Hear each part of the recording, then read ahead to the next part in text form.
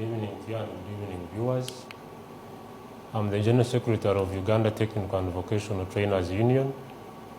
This is a union that brings together all trainers, lecturers, instructors, principals, assistant instructors, workshop technicians and assistants in vocational training institutions, colleges and UCCs, Uganda Cooperative Colleges and Uganda Colleges of Commerce, skills development centers and vocational training institutions.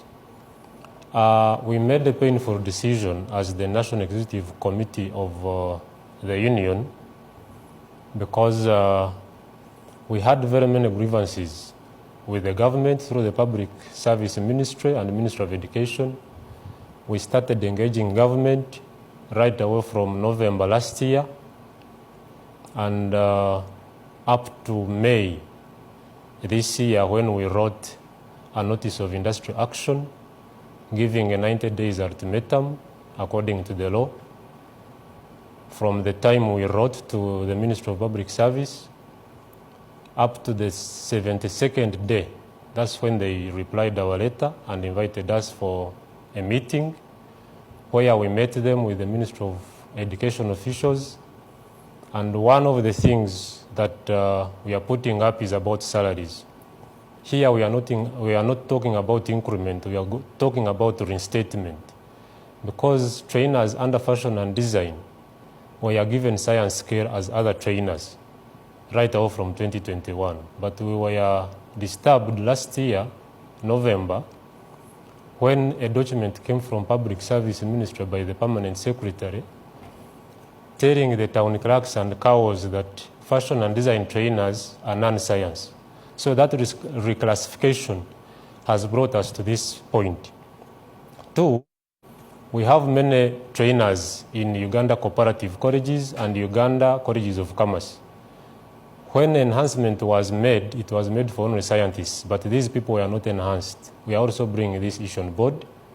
We have workshop technicians that have not got their salaries from last year due to the HCM system that was developed by the Ministry of Public Service. Their titles were not included on the HCM system. That is workshop assistants and workshop technicians. These people have been working for government from that time. They have not been paid, and we've not gotten answers from both ministries. Then we have an issue of workshop assistants. They have told us that they are being redesignated. And redesignation takes, I don't know how long, because they were supposed to be redesignated by the Education Service Commission, but the coming into effect of the TVET Act 2025 that was operational from 15th March this year, it takes away the mandate of Education Service Commission to recruit any employee in TVET institutions. So we are stuck. No, but you have made a decision, and this decision could affect the performance of learners who will be affected in the third term. Wasn't there any other peaceful mechanism that could have been taken for you to be able to get the response you probably want without affecting the learners? Yeah, we understand that our decisions will affect the learners across the TVET institutions, but there is no way you can expect service delivery from somebody who has a disturbed mind. Somebody cannot go for months without pay, and you think he will come and train your students or your children. So peaceful negotiations have been there. If you look at the Public Service Negotiating, Consultative and Dispute Settlement Machinery Act of 2008, it tells you how to negotiate with government. And we've done all what it takes. From November last year, we've been writing letters to Public Service and Ministry of Education. We've been getting correspondences. And in that meeting of 6th August, where we had the Ministry of Education, Ministry of Public Service, it was chaired by the Minister of Public Service, there are action points that we agreed upon. And the officials of Ministry of Public Service committed themselves to put them in writing. But we were surprised on the 27th of August, we got a letter from the Permanent Secretary. Instead of this letter highlighting the action points we agreed upon in that meeting, this letter was intimidating us.